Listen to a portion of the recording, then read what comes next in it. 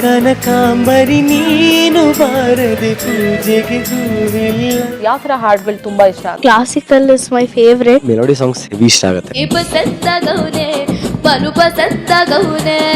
ಯಾರ ನೀನು ರೋಜಾ ಹೂವೇ, ಯಾರ ನೀನು ಮಲ್ಲಿಗೆ ಹೂವೇ, ಹೇಳು ಚೆಲ್ಲುವೆ.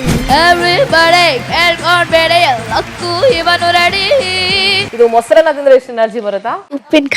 ಉಪ್ಪಿನಕಾಯಿ ಮಸ್ತು ಮಸ್ತು ಹುಡುಗಿ ಬಂದ್ಲು, ನಾನು ನಿನ್ನ ದೋಸ್ತು ಅಂದ್ಲು.